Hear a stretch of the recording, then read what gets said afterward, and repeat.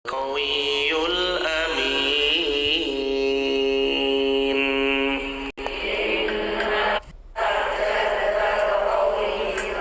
Allahumma arhamna bil Qur'an. Ayat 25.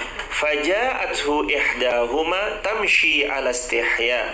Kemudian datanglah kepada Musa dari seorang perempuan. Lalu datanglah kepada Musa salah seorang dari kedua perempuan yang berjalan ala istihya, penuh dengan rasa malu. Punya al-haya. Haya itu artinya sifat malu. Dalam Islam al-haya minal iman. Kalau kita mau lihat imannya seseorang, salah satu ciri imannya adalah punya rasa malu. Malu itu jamaah barang langka yang hari ini dimiliki, baik perempuan ataupun laki-laki. Maka kalau ada seorang perempuan menjaga sifat malunya, laki-laki pun juga demikian. Dia malu kalau dia nggak bertanggung jawab kepada keluarganya, makanya dia bergegas mencari nafkahnya. Dia malu kalau nggak siap mempertanggungjawabkan amalan-amalannya, makanya dia beramal salih. Dia malu kalau nanti diputarkan filmnya buruk semua, nggak enak ditonton. Makanya sekarang dia menjadi sutradara dan pelakonnya dia sendiri untuk mengisi film demi film yang akan diputar di hari akhir nanti. Sebagaimana At-Taghabun ayat yang ke-9, yauma yajma'ukum liyaumil jam'i dzalika yaumut taghabun. Pada hari di mana besok kita akan kumpul, pada saat perkumpulan itu Allah kembali putarkan film diri kita dari awal lahir sampai kita wafat. Coba bayangin, film dari kita lahir dipertontonkan satu Elena gini, ketahuan semuanya.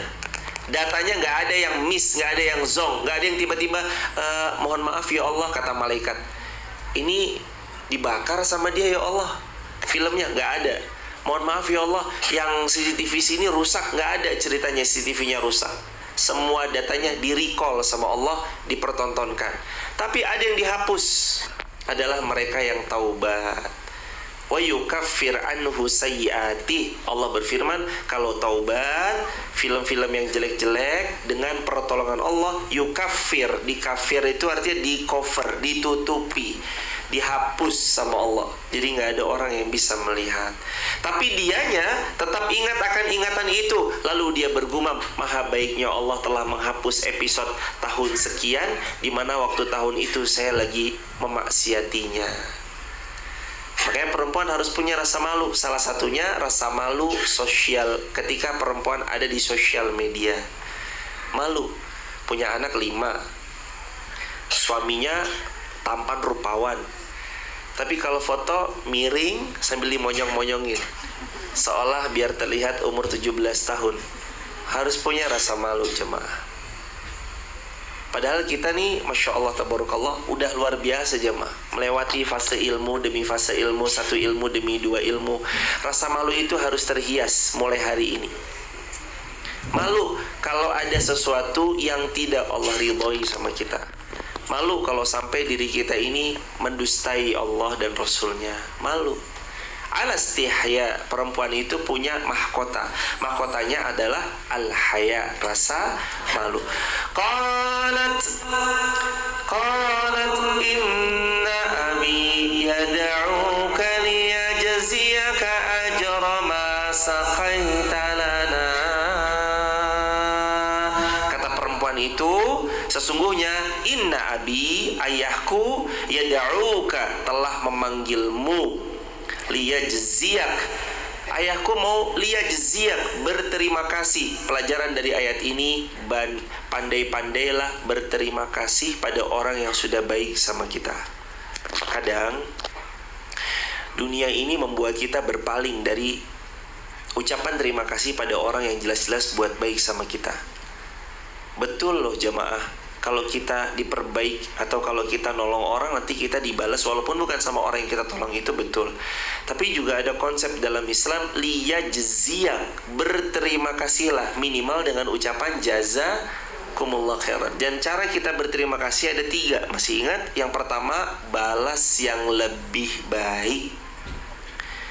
Dikasih 1 kilogram jeruk misalkan, maka dia membalas dengan yang lebih baik. Misalnya 2 kilogram jeruk dengan kualitas jeruk yang premium. Dia dikasih sesuatu, dia balas dengan yang lebih baik. Itu cara bagaimana Al-Quran mengajarkan kita. Inna abi, bapakku, yada'uk, memanggilmu, wahai Musa, liyajziyak, mau membalas segala kebaikan yang kemarin engkau lakukan, telah mengizinkan hewan ternak kami engkau beri minum, dan engkau membantunya di saat laki-laki berkerumun sedang memenuhi sumur di kota Madian. Lalu mau berterima kasih bapaknya. Ibu, anak kita dibuat baik sama orang, tiba-tiba ada yang ngasih, nah ya Allah ganteng banget, dikasih misalkan uang sama orang tersebut. Jadilah kita, walaupun kita nggak berbuat baik, walaupun bukan kita yang menerima, tapi kalau ada anggota kita, keluarga kita, karyawan kita, orang yang kerja sama kita, kalau bisa berterima kasihlah kita kepada orang yang berbuat baik kepada pihak yang ada dalam naungan kita. Ibu karyawannya dapat salam tempel dari temennya. Temennya datang, lalu temennya bilang, Mbak, saya tak mau ngasih karyawan jenengan, boleh? Oh ya boleh, monggo silakan. Walaupun ibu nggak dapat, orang ini memberikan kepada karyawan-karyawannya, pengurus-pengurusnya, timnya ibu. Hadirin punya tim, lalu hadirin melihat timnya dikasih sama orang, ucapkan terima kasih kepada orang itu, walaupun bukan kita. Sebagaimana contoh dalam ayat ini, bapaknya nggak menerima kebaikan secara langsung, tapi siapa yang menerima? Putrinya atau anaknya. Tapi gimana adab dalam Islam yang di-capture dalam Al-Quran? Wahai orang tua, anak kita kalau dapat baik, dapat satu hadiah kebaikan dari orang lain, sebagai orang tua, pandai-pandailah berterima kasih. Hadirin, karena sebenarnya kita tuh harus pandai ngerasain bahwa saat kita diberi izin oleh Allah punya karyawan, lalu karyawan kita dapat kebaikan dari pihak lain, berterima kasihlah. Bahwa boleh jadi hadirin, ini cara kita agar supaya menjaga langgengnya nikmat Allah tetap sama kita. Kan salah satu ciri yang diucapkan para ulama, salah satu ciri orang yang pandai bersyukur adalah orang yang pandai berterima kasih kepada manusia. Sebagaimana Rasul pernah bersabda, Man lam yashkurun nas, lam yashkurillah. Man lam yashkurin nas, lam yashkurullah.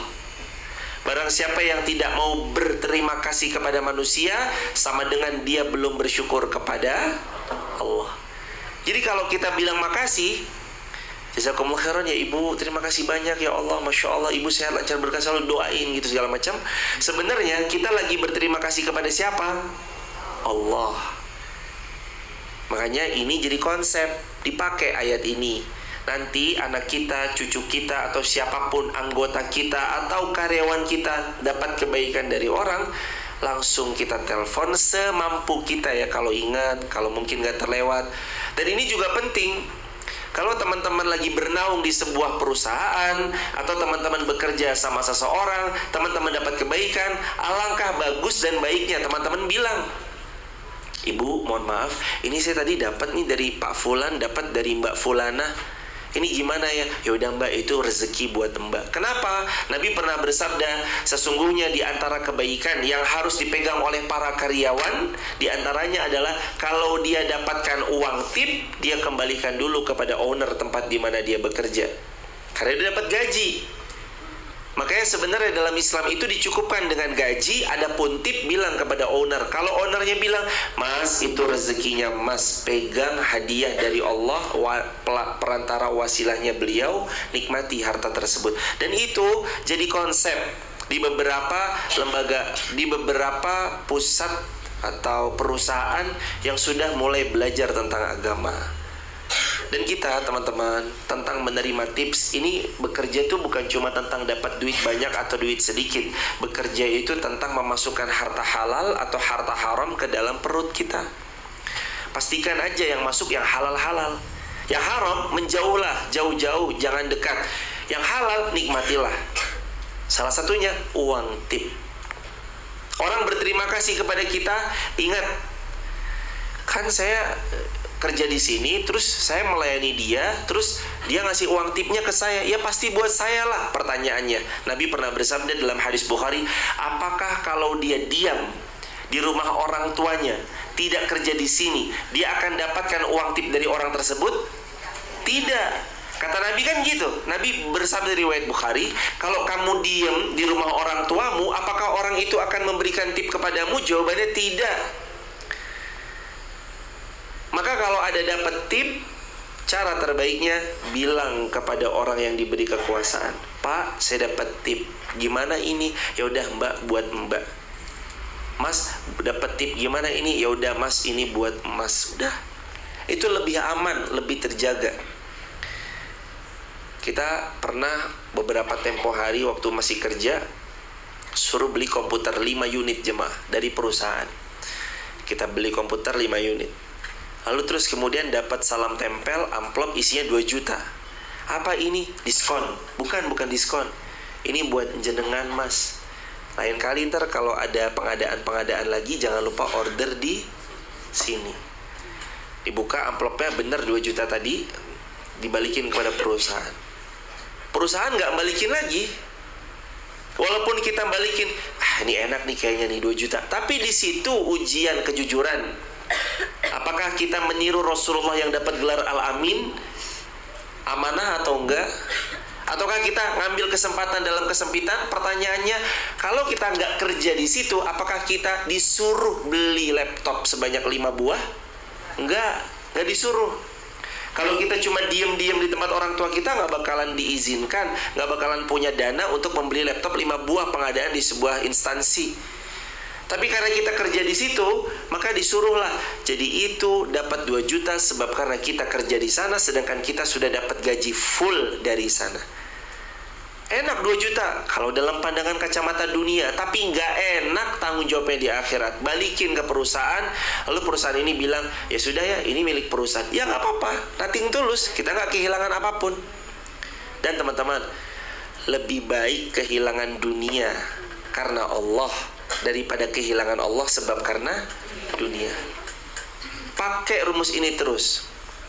Lebih baik kehilangan uang karena Allah daripada kehilangan Allah cuma gara-gara uang 2 juta. Lebih baik kehilangan pasangan karena Allah daripada kehilangan Allah sebab karena pasangan. Lebih baik kehilangan orang yang selama ini sedang kita rasakan jatuh cinta kepadanya dan dia mulai flirting ngechat kita daripada kita harus kehilangan Allah sebab karena memaksiatinya. Lebih baik yang ujung-ujungnya selalu kayak gitu. Lebih baik kehilangan dunia asalkan Allah tetap ada sama kita daripada kehilangan Allah cuma gara-gara dunia. Pandailah bersyukur, pandailah berterima kasih. Cara Islam berterima kasih 3. 1. Balas yang lebih baik. 2. Balas yang setimpal. 3. Balas dengan ucapan jazakumullah khairan katsira. Jamaah, dan tolong diperhatikan, kalimat jazakumullah itu kalau bisa lengkap karena di khairan doanya. Saya ulangi, kalau ngucap yang lengkap karena doanya itu ada di kalimat khairan. Apa arti khairan? Kebaikan. Jadi kalau kita bilang jazakallah ya Mbak, jazakallah ya Bu, jazakallah ya Jeng, itu baru semoga Allah membalasmu. Jazakallah, semoga Allah membalasmu. Jazakillah kalau buat perempuan, jazakumullah kalau buat dua-duanya, jazakallah untuk laki-laki. Lebih simpelnya, aman perempuan laki bisa jazakumullah. Itu kalau bisa jangan berhenti sampai situ, tapi lengkapin semuanya. Jazakumullah khairan. Variannya boleh khairan katsira, jazakumullah ahsanal jaza, jazakumullah ahsanal jaza, jazakumullah ahsanil jaza, atau apapun silakan. Fadhal. Itu yang paling minim. Kalau nomor 1 lebih baiknya balas dengan yang lebih baik. Nomor 2-nya balas dengan yang setimpal. Yang ketiga balas minimal dengan ucapan jazakumullah. Ini mahal. Didoakan itu mahal. Jamaah kalau lagi sakit, apa yang paling jamaah harapkan? Selain jengukan dari orang, apa yang paling diharapkan? Didoakan supaya lekas sembuh. Makanya sebenarnya doa itu bukan hal yang remeh, itu mahal. Paling minim ucapkan jazakumullah ahsanal jaza, terima kasih banyak. Lalu kalau bisa jangan pelit-pelit doain. Jamaah pakai rumus yang saya sudah buktikan, ini it's work, sangat bekerja dengan powerful. Saya kalau lagi ada suka apa yang diharapkan, apa yang diinginkan, saya suka banget doain orang. Saya mau supaya urusan saya dipermudah, makanya saya doain orang. Ibu sehat, lancar, berkah ya. Semoga ibu disehatkan, dilancarkan segala urusannya, diberkahi kehidupannya. Lancar ya, karena saya pengen Allah melancarkan hajat saya dalam apa yang sedang dijalani. Misalkan ada A gitu, maka lakukan ini. Ingat Nabi bersabda, siapa yang mendoakan saudaranya, di atas kepalanya ada malaikat. Yang malaikat ini ngapain? Walaka mislu, walaka mislu, walaka mislu. Atau dalam riwayat lain, walaka bimisl, walaka bimisl, walaka bimisl. Kau dapat sama, kau dapat sama, kau dapat sama. Berapa kali? 3 kali malaikat doain balik buat kita. Jadi saat kita doain orang, kita dapat feedback. Jamaah jangan pelit-pelit doain orang. Di WhatsApp, kalau bisa doain orang. Kalau malas ketik voice note. Ya jang matur nuwun nggih, sami-sami nggih pramila dumateng aji coro bla bla. Pokoknya sehat ya jang, semoga Allah mudahin semua urusan bla bla. Gak apa-apa jamaah. Ucap yang baik-baik di grup. Kalau bisa jangan cuma sekedar stiker, perang status atau mungkin apa di grup-grup reuni. Sesekali ucapkan, doakan semua teman-teman di grup ini juga sehat, lancar, berkah selalu ya. Semoga teman-teman semua dalam lindungan Allah ya. Semoga anak-anak kita soleh-soleh ya. Doain di grup itu tuh. Ini cara para ulama menjaga bagaimana nikmat Allah langgeng sama dia. Caranya mendoakan orang lain. Jadi yang butuh doa itu, mohon maaf, yang butuh doa itu bukan cuma yang lagi miskin. Mohon maaf sekali lagi, mohon maaf banget. Yang butuh doa adalah semua hambanya Allah butuh didoakan. Ibu kenapa nggak mau doain yang kaya? Dia mau udah kaya, ngapain doain orang kaya? Doain yang miskin aja. Bukan. Doain aja kalau dia sudah kaya, ya Allah makin sukses ya, makin makmur ya, makin banyak karyawannya. Mudah-mudahan karyawannya sekarang 100, besok 200, besok 1000, 2000. Doain aja yang baik-baik. Doa itu energinya kembali kepada kita yang mendoakan. Malaikat mendoakan kita balik dengan apa yang kita doakan. Selalu. Dan ini terbukti. Allahu Akbar, maha baiknya Allah ternyata. Ibu mau apa? Lagi mau berangkat umroh ataupun haji. Kalau ibu belum punya uang untuk berangkat umroh ataupun haji, ada rumusnya. Caranya banyak-banyak doain orang. Jeng, Masya Allah, moga-moga nggak endang mangkat haji nggak jeng, amin. Nggak endang berangkat umroh, amin. Gitu aja. Tabungan yang saya sering bilang, kemarin di PB juga saya bilang, tabungan yang harus kita miliki di saat belum ada uang yang kita punyai. Tabunglah amal soleh sebanyak-banyaknya. Salah satu amal solehnya adalah sering-sering mendoakan orang lain. Apalagi kalau yang mendoakan, apalagi kalau yang didoakan itu terus kemudian bilang amin, terus mendoakan balik. Lawang kita nggak didoain balik aja, malaikat udah feedback kok buat kita. Kita nggak didoain balik sama dia, malaikat udah ngasih feedback buat kita. Apalagi beliau bilang, jenengan juga ya jeng. Yang mantulin doa ternyata orang yang lagi terzolimi di rumahnya. Yang bilang semoga jenengan juga ya jeng. Ternyata ibu itu atau mbak itu atau kakak itu habis dapat kezoliman dari orang. Bukankah orang yang terzolimi doanya nggak ada hijab sama Allah? Kayak hadirin, jangan pelit-pelit mendoakan orang. Minimal ucapkan jazakumullah khairan katsira. Falamma, kita lanjutin kalimat penggalannya, kita lanjutkan. Falamma ja'ahu wa qassa alaihil qasas. Ketika Musa datang kepada ayah wanita tersebut, syekh tersebut menceritakan kepadanya kisah tentang dirinya. Jamaah, apa makna yang ketiga pelajaran dari ayat ini? Ini kebiasaan bagi mereka yang sudah. Syekh itu dalam Islam 3. Kan kalimatnya artinya syekh. Syekh itu 3. 1, orang tua. 2, orang kaya. 3, orang berilmu. Jadi kalau jamaah, suaminya ketika nanti haji dan umrah insya Allah dipanggil syekh. Jangan GR dulu. Papa dipanggil syekh.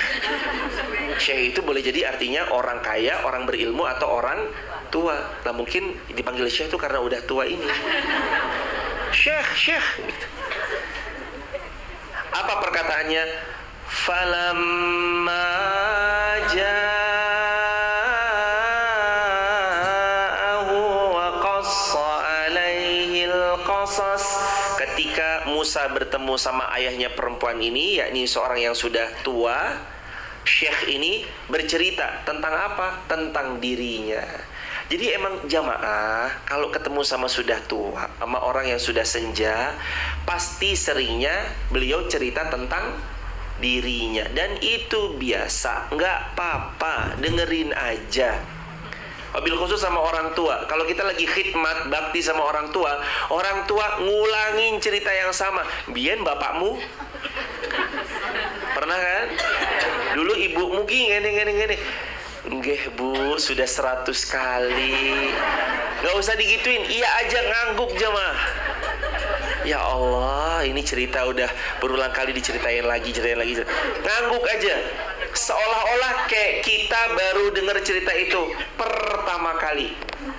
Ya bu. Oh iya, Masya Allah. Nggih mbah, nggih uti, oh nggih akung. Diiyain aja jemaah. Karena emang seperti itu karakternya. Ini Quran loh. Falamma ja'ahu, ketika Musa datang kepada hu dia adalah orang tuanya si perempuan itu, wa qassa alaihil qasas. Biasa beliau tuh cerita tentang dirinya. Dan ini tips buat mbak-mbak yang mau ketemu calon mertua, dan buat mas-mas yang mau ketemu sama calon mertua juga. Nanti ketika ngelamar, beliau cerita tentang apapun, dengarkan. Itu ciri-ciri kalau mau jadi calon mantu yang baik. Dengerin aja. Lagi makan malam, oh ini tondo, oh ini tonang, calon munang, Masya Allah ayune, monggo, terus suruh duduk. Terus pas lagi makan, dulu tuh ibu udah langsung sikap sempurna. Dengerin aja, karena emang begitu. Falamma ja'ahu wa qassa alaihil qasas. Karakter orang semakin tua itu, dia menceritakan masa lalunya. Makanya ada dua. Orang tua seringnya menawarkan masa lalu, anak muda menawarkan masa depan. Makanya kalau zaman ini anak muda sekarang, wah luar biasa ya. Cah nom zaman iki. Terus kemudian dia mengutarakan sesuatu. Anak muda zaman sekarang ini ternyata memang powerful banget. Cepat geraknya, sebaran sosial medianya, dan segala bentuk macam-macamnya. Seperti itulah. Anak muda selalu bicara masa depan. Karena nanti kalau kita yang muda ketemu sama yang tua, bukan berarti kita nggak boleh mendengarkan. Justru dengarkan cerita di masa lalunya, supaya kita dapat jalan pintas, nggak lewat lagi di masa itu. Nah, dulu tuh Simbah waktu berjuang tuh begini dan begitu. Supaya kita nggak terjerembab dalam lubang yang beliau pernah lewatkan, cari jalan yang lain. Dengan cara apa? Dengarkan lamat-lamat setiap cerita yang beliau untai, yang beliau kisahkan. Falamma ja'ahu wa qassa, lalu dia berkisah. Qassa, mengisahkan. Alaihil qasas, satu kisah tentang hidup beliau. Dengarkan. Anak muda itu kalau sering mendengarkan orang tua bicara, satu, dapat kebijaksanaan. Dua, umurnya boleh muda, tapi karena sering ngobrol sama yang lebih tua, usia boleh muda, tapi pikirannya boleh mendewasa. Cepat mendewasanya, karena bicara sama yang tua. Yang ketiga, anak muda kalau sering dengar orang tua berbicara, walau itu kisah yang diulang-ulang, dapat shortcut. Shortcut itu artinya jalan pintas. Yang harusnya lewat situ, oh saya pernah dengar katanya pengalaman kakek, nenek, mbah atau orang tua saya lewat sini tuh nggak worth it. Saya cari jalur yang lain. Seperti itulah anak-anak muda. Kalau zaman sekarang dengerin podcast. Zaman sekarang kan itu caranya. Atau dengerin tausiah, ceramah. Begitu hadir. Karena kita hanya berbicara sesuai dengan yang kita alami biasanya. Jamaah coba tes, cari tema yang sama. Contoh misalkan tema yang sama, cara mengobati hati yang luka. Adain aja kajian, temanya sama, ustadznya beda.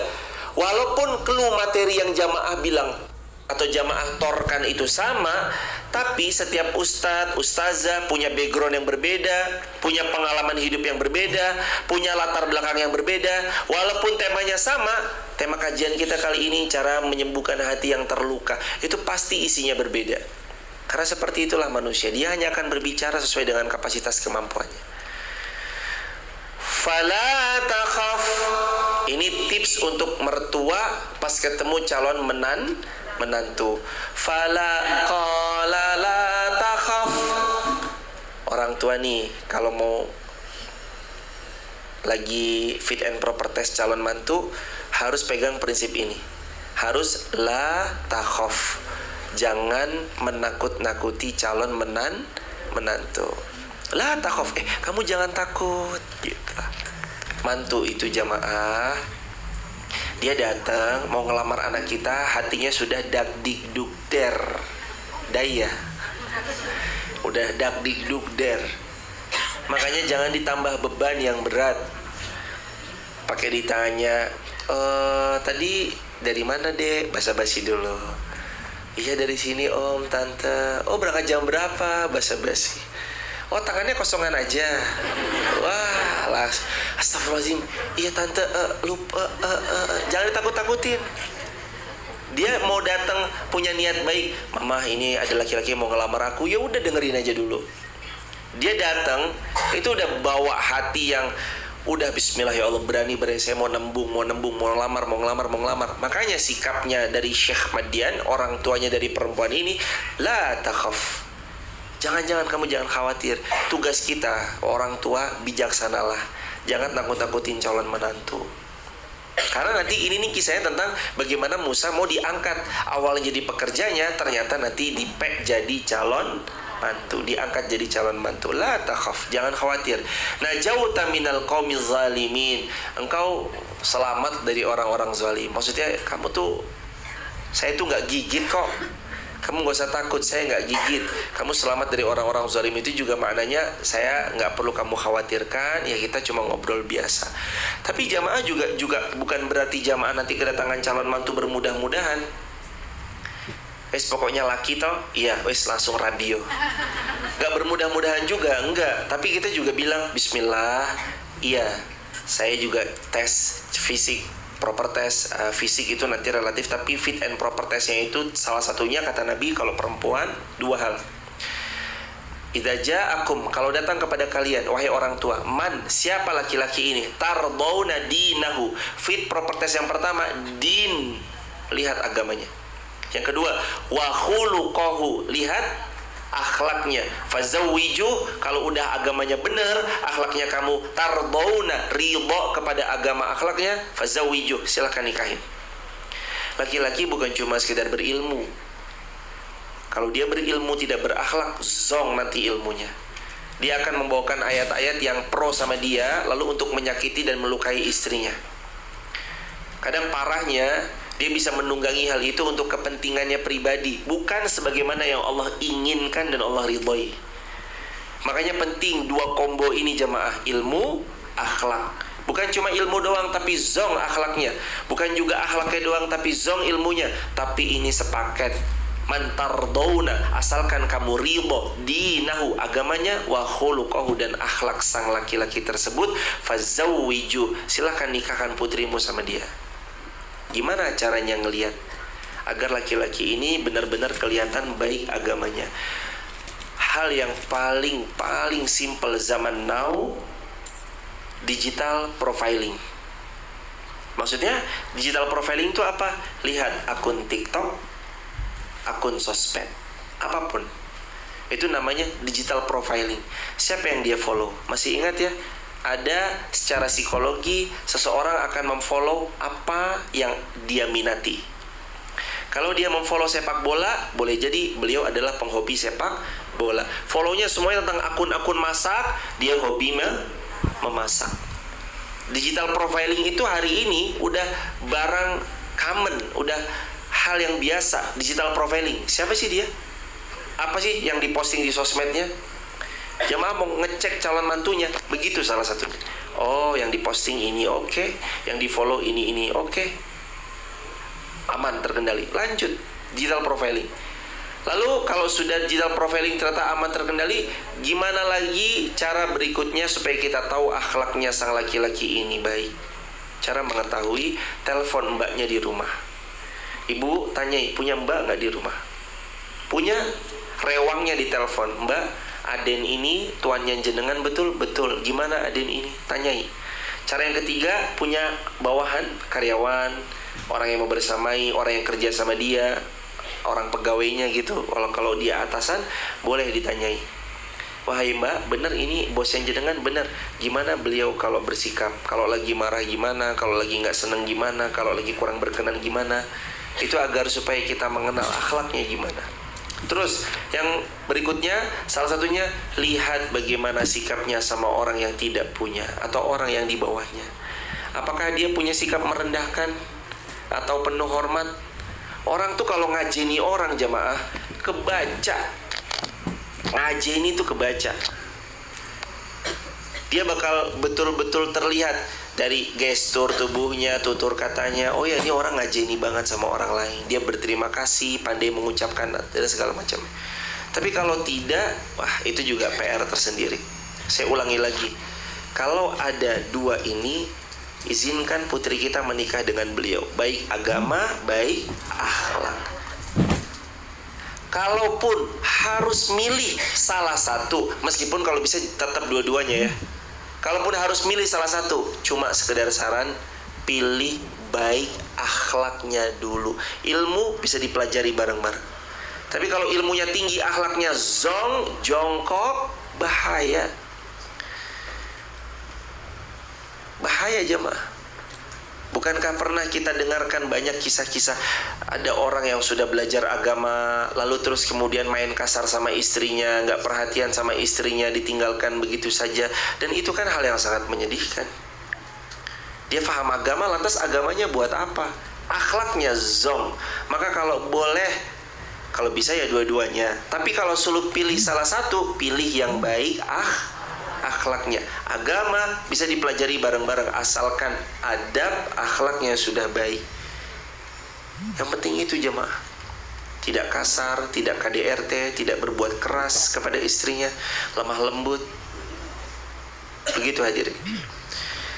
Ayat berikutnya. Qalat ihdahuma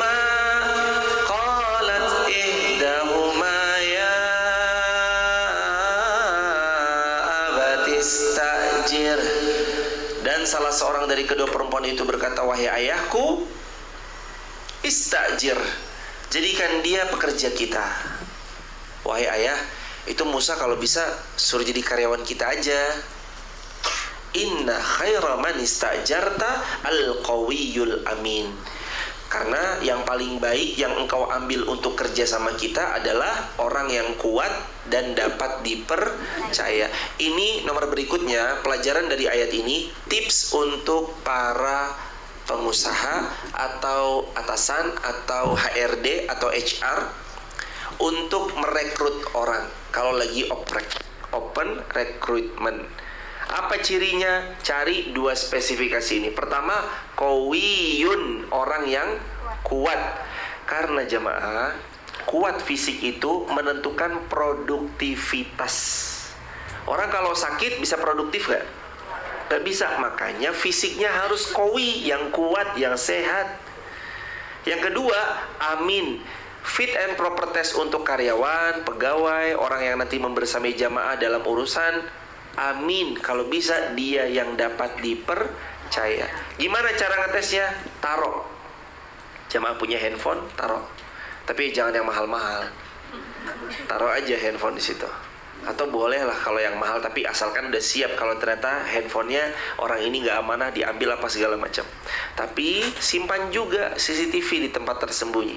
Lihat kejujurannya gimana.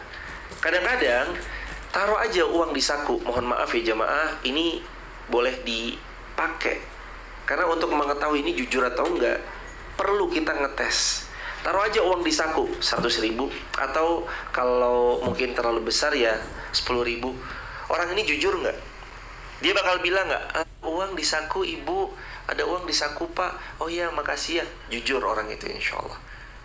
Dites 10.000, jujur. Tes lagi lebih besar 100.000, hilang ternyata hadirin.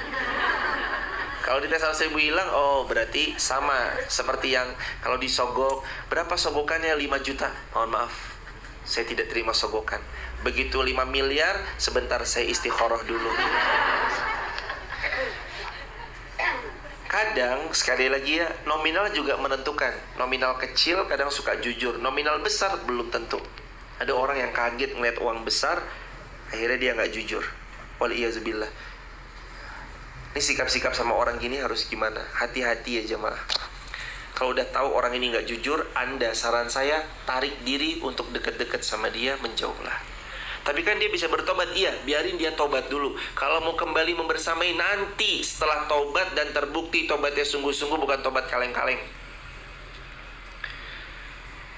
Lihat tes orang itu dari kejujurannya. Dan 2, ini termasuk bagian daripada ciri yang harus diperhatikan ketika kita mau rekrut seseorang. Yang pertama, qawiyun, artinya apa? Kuat. Yang kedua, amin, artinya yang dapat dipercaya. Lanjut, ayat 27. Qala inni uridu an unkihaka ihda banatai. Lalu bapaknya berkata, sebenarnya maksud saya itu an unkihak ihda banatai. Saya mau menikahkan kamu, ihda, salah satu, ibnatai, dari putriku. Ini bonus orang yang kalau berdoa kepada Allah dengan sungguh-sungguh, Allah kasih yang pertama, kemudahan dalam urusan, dimudahkan dalam jodoh, dapat pekerjaan, dapat sekaligus pasangan. Doanya apa, masih ingat? Rabbi inni lima anzalta ilayya min khairin fakir. Ini karena berdoa begini, dapat pekerjaan, ketemu mertua yang baik, ketemu pasangan jodoh yang baik. Makanya Nabi Musa terus kemudian, lihat di ayat 27, an unkihaka ihda banatai. Saya mau menikahkan kamu dengan salah seorang dari putriku. Hataini, nih, dua perempuan yang ini nih, gitu. Hataini, nih dua perempuan yang ini. Ala ta'jurani samaniya hijaj. Dengan ketentuan kamu bekerja kepadaku selama samaniya hijaj, 8 tahun. Maksudnya jadi syarat. Kamu udah nikah belum? Belum. Mau nikah sama anak saya nggak? Mau. Oke, pilih salah satu di antara anak saya nikahkan kamu. Syarat maharnya adalah 8 tahun kerja sama saya. Ini menjadi ketentuan dalam bahasa fikih. Boleh 3. Mahar itu bentuknya 3. 1, harta atau barang. 2, hafalan Al-Quran. 3, jasa. Mahar boleh 3. 1, harta atau barang. 2, hafalan Quran. 3, jasa. Maharnya dalam pernikahan Nabi Musa, jasa. Maharnya kerja berapa tahun? 8 tahun. Jasa. Jadi ibu nanti kalau tanya anak mantu, Lana, kamu kerja di mana? Belum punya kerjaan ibu, makanya saya nikah sama putri ibu biar ibu ngasih kerjaan buat saya. Ya udahlah, monggo. Maharnya kamu jaga toko 2 tahun, ya udah nikah. Sah. Hadirin kita, termasuk saya, ya Allah, kita yang punya anak-anak perempuan ini, ya Allah, semoga dijaga anak perempuan kita semua, amin ya rabbal alamin. Dan cucu anak semua, keturunan kita besok sampai hari kiamat.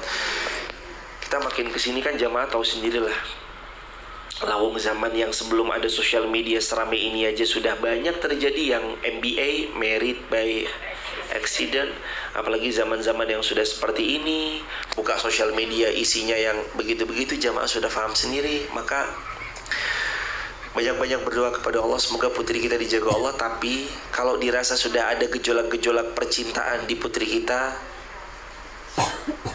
segera nikahin jemaah. Daripada takutnya nanti dia luar biasa, tahu-tahu pergi diajak, nggak boleh nak. Sebentar tante, om pulang saya bawain martabak kok. Oh ya silahkan. Akhirnya keliling-keliling motoran berdua, pulang-pulang perutnya kembung. Bahaya. perutnya membesar. Lebih baik ngalah di jamaah. Aduh, nanti tetangga bilang apa, Ustadz, anak saya masih begini, umurnya belum lulus S1. Enggak tuh jamaah, percaya toh. Percaya itu jangan sama omongan orang lain. Percaya itu sama janjinya Allah. Kalau kamu iyakunu fuqara, kalau kamu yang mau nikah ini fuqara, fakir, bukan miskin lagi. Allah berfirman, kamu tuh di bawahnya miskin, yakni kamu fakir, yughnihimullahu min fadli. Allah yang nanti mencukupimu min fadli dengan karunia-Nya. Tetangga bilang, nanti istrinya mau dikasih makan batu. Enggak akan dikasih makan batu. Kalau orang Wonosobo pasti makannya mie ongklok segono-gono. Pasti begitu. Jadi hadirin tuh Masya Allah tabarakallah. Ayo jamaah, udah redam egonya. Harus lulus S1, redam egonya. Kalau anak kita gejolaknya, gejolak percintaannya udah bahaya, udah membumbung tinggi, daripada nanti dia malah berzina, udah mending nikahin aja. Tapi ntar kuliahnya selesai. Kalau memang dia berazam selesai. Udah jamaah percaya sama Allah tuh jamaah. Iyakunu fuqara. Tapi dia belum punya pekerjaan Ustaz. Nanti kalau dia fakir, yughnihimullahu min fadli. Allah yang mencukupkan. Quran surah 24 ayat 26. Surah 24 An-Nur ayat 26 kan begitu Allah berfirman. Quran surah 24 ayat 32. Surah 24 ayat 32. Yughnihimullahu min fadli. Fa in atmamta 'ashran famin 'indik. Dan jika engkau sempurnakan 10 tahun, maka itu suatu kebaikan darimu. Wa ma uridu an asyukka alaih.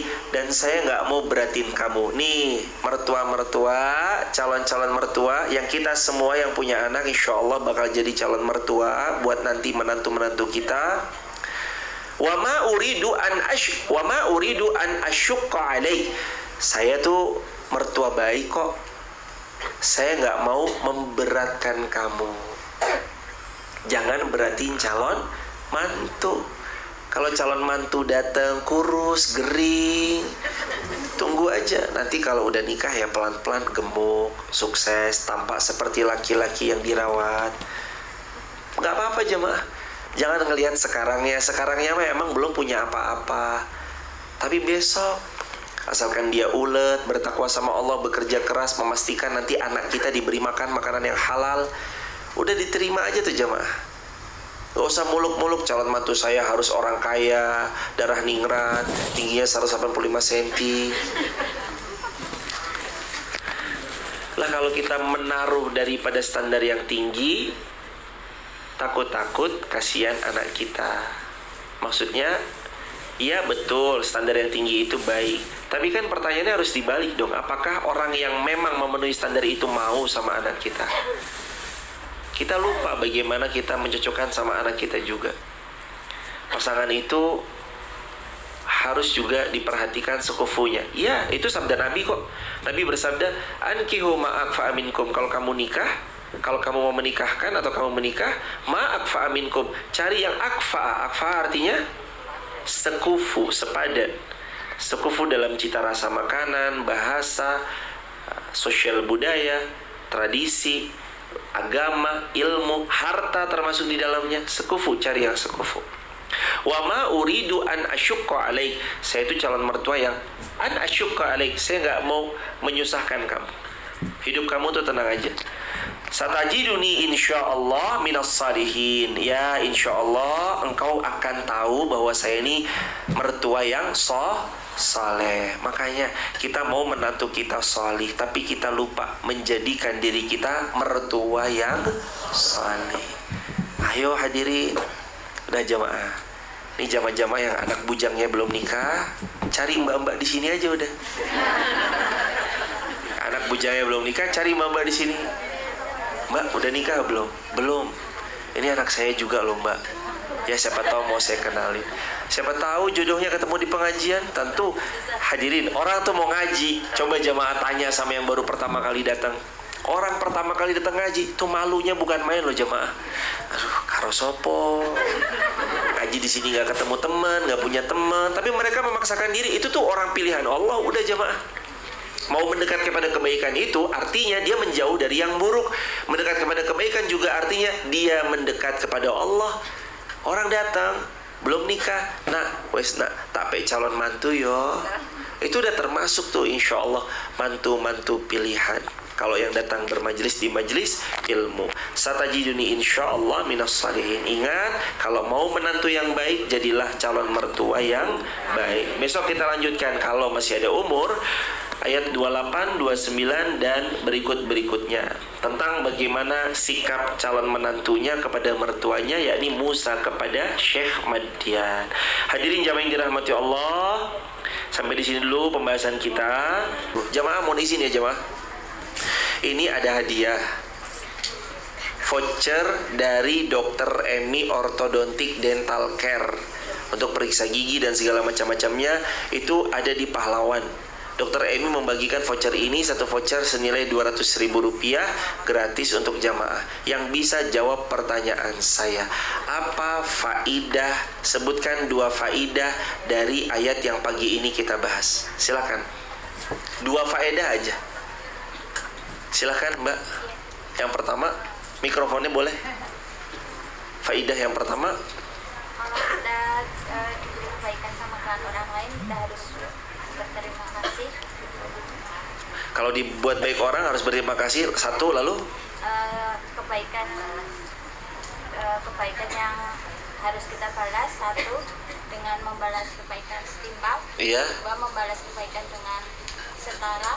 setimpal setara, Setimpal, membalas kebaikan dengan yang lebih baik. lebih baik. Ya, membalas kebaikan yang sudah diberikan kepada orang setimpal. Setimpal. Membalas kebaikan orang dengan jasa kamu khoir. Wa jazakumullahu khairan. Ahlan, barakallahu fikum. Ibu di belakang, silakan Ibu.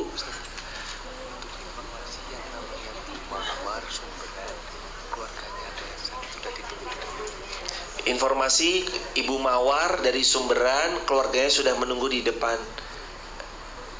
Ibu Mawar mohon izin. Ibu Mawar mohon izin Ibunda, ditunggu keluarga di depan Ibu. Sehat-sehat Ibu, barokah, semoga Allah mudahin semua urusannya Ibu. Ibu Mawar Sumberan, fi amanillah, fi amanillah. Silakan Ibu, mikrofonnya boleh dihantar ke belakang. Apa faidah pagi ini selain berterima kasih tadi?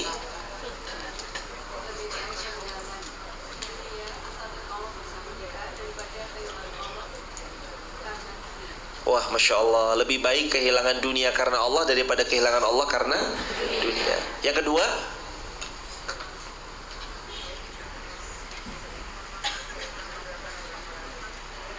dua faidah. Alhamdulillah yang pertama, yang kedua.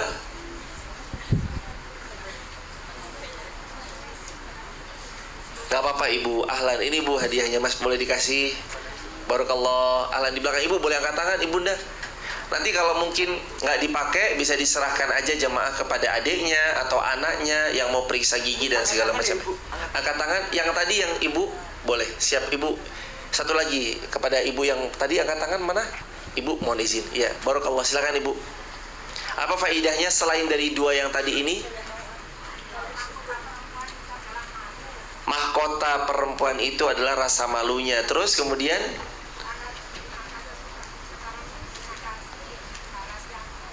ya itu sudah. Selain itu sudah tadi di awal. Gimana Ibu mahar dalam pernikahan? Apa maharnya boleh? Harta?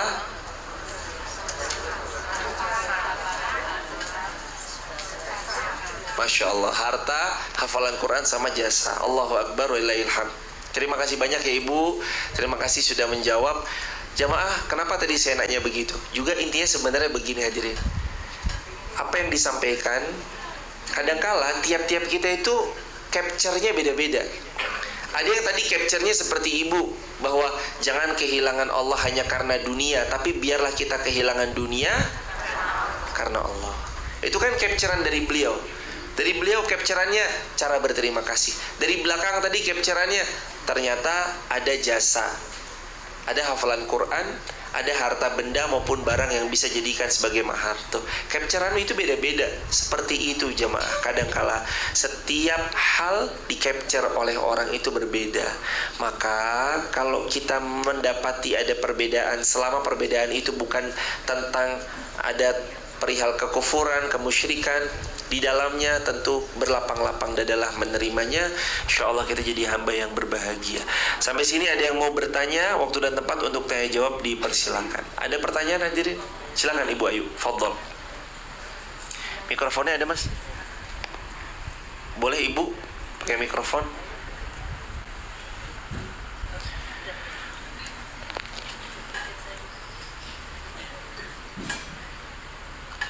Ahlan Ibu Ayu. Bismillahirrahmanirrahim. Assalamualaikum warahmatullahi wabarakatuh. Waalaikumsalam. Ustaz, saya mau bertanya, ini ada, karena tadi kita membahas tentang kufu, jadi ini pertanyaannya untuk sekitar perkataan.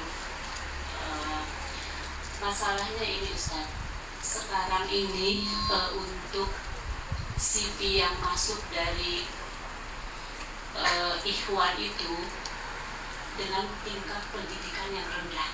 Iya. Sementara CV yang masuk dari akhwat itu tingkat pendidikannya tinggi. Iya. Nah, itu terus terang kami agak sulit untuk memproses karena dari awal kita sudah berprinsip berusaha semaksimal mungkin bahwa kita akan memproses dengan CV-CV yang sepupu itu di semua aspek. Iya. Nah, karena ada perbedaan yang sangat signifikan dalam soal pendidikan ini, saya mau minta sarannya Ustaz. Baik Ibu. Apa yang harus dilakukan? Jazakumullah khairan jazaa. Waalaikumsalam warahmatullahi wabarakatuh. Hadirin jamaah yang dirahmati Allah, sambil diinformasikan bahwa Masjid Fatimahuz Zahra itu punya rumah ta'aruf Fatimahuz Zahra. Itu media untuk mempertemukan para jovisa, jomblo fisabilillah yang sedang mencari pasangan hidupnya.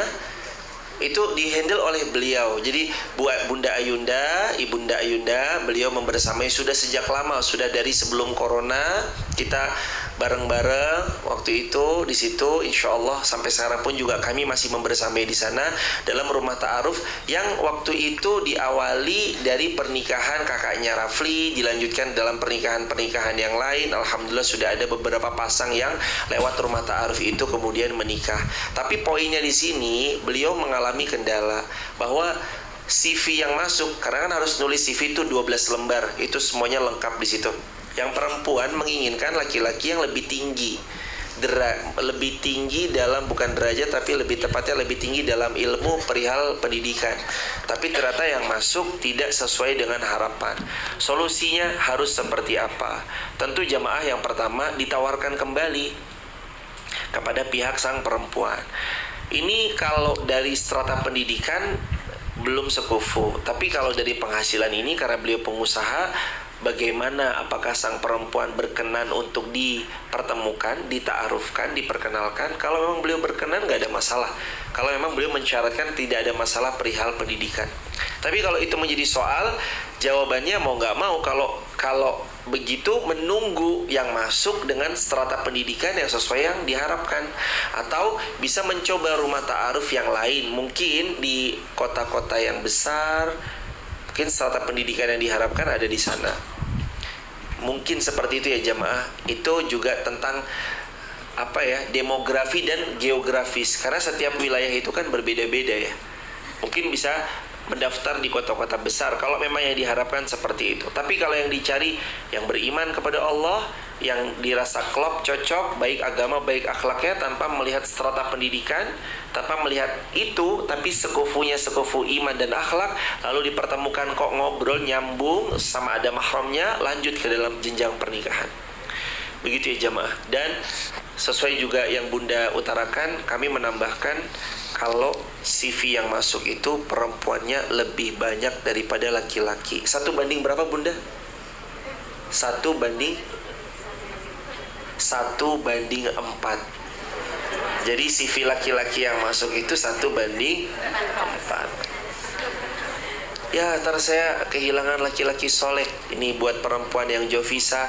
Tidak akan pernah kalian, adik-adikku yang masih jovisa, tidak akan pernah kalian kehilangan laki-laki yang salih selama sibuknya dan fokusnya kita bukan mencari laki-laki yang salih, tapi memantaskan diri dan berusaha menjadi perempuan salihah.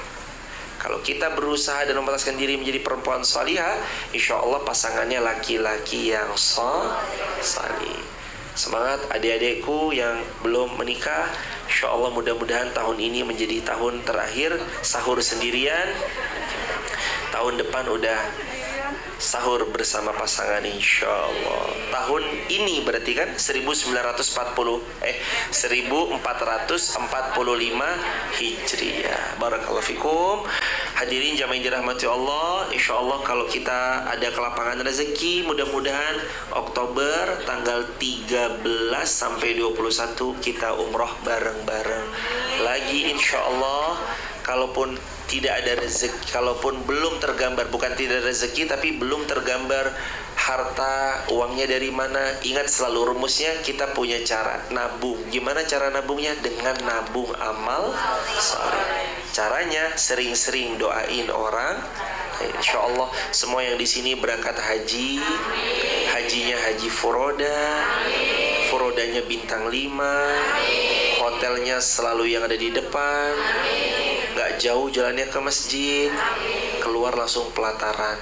Begitu juga yang belum umroh, insya Allah juga segera umroh. Umrohnya dengan umroh terbaik insya Allah. Subhanakallahumma bihamdika asyhadu an la ilaha illa anta nastaghfiruka wa natubu ilaik. Astaghfirullah wa natubu ilaih. Allahumma salli ala Muhammad wa ala ali Muhammad. Rabbana alaika tawakkalna wa ilaika anabna wa ilaikal masir. Ya Allah, ini hamba-Mu yang lemah, ini hamba-Mu yang miskin, ini hamba-Mu yang tidak punya upaya, kekuatan kecuali semua titipan dari-Mu. Karuniai kami keberkahan dalam hidup ya Allah. Anugerahi kami kelapangan dalam rezeki ya Allah. Anugerahkan untuk kami hidup yang penuh dalam ketenangan ya Allah. Wahai Allah, bahagiakan kami dengan Al-Quran, bahagiakan kami dengan iman. Kami jadi orang tua sudah lama sekali ya Allah tidak maksimal membersamai buah hati kami. Ampunkan kami ya Allah yang lalai dalam mendidik buah hati kami. Ya Allah, kami masalahnya banyak, rumit, pelik, runyam sekali masalah-masalah dalam hidup kami ya Allah. Tapi kami yakin Engkau maha baik, Engkau mampu menyelesaikan semua masalah-masalah kami. Engkau mampu mengangkat semua problematika hidup kami. Engkau mampu menghilangkan apa yang kami khawatirkan. Jaga anak-anak kami ya Allah yang jauh di sana. Bimbing anak-anak kami ya Allah agar selalu dalam ridho rahmat-Mu. Karuniai kami menantu yang salih atau salihah. Karuniai kami cucu keturunan yang salih salihah.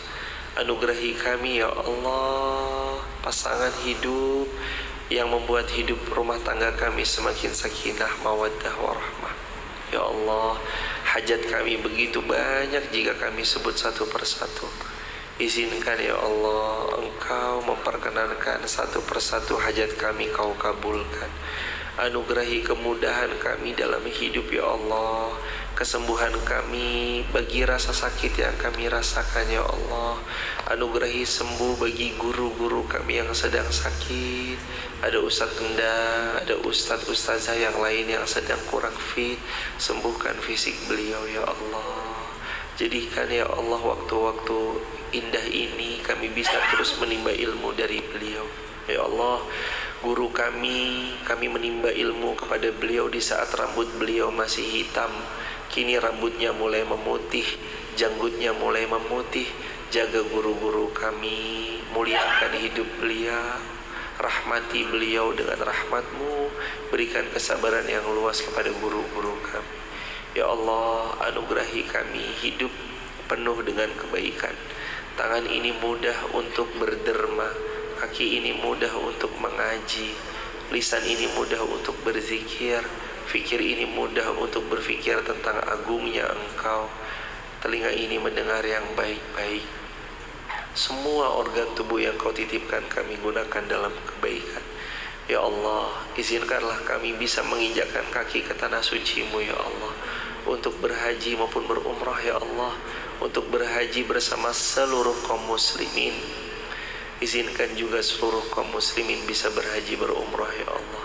Wahai Allah, izinkan kami semua di sisa waktu yang entah berapa waktu lagi kami tersisa hidupnya di dunia, kami punya iman yang istiqamah. Izinkan kami semua wafat ya Allah, wafat dalam keadaan husnul khatimah.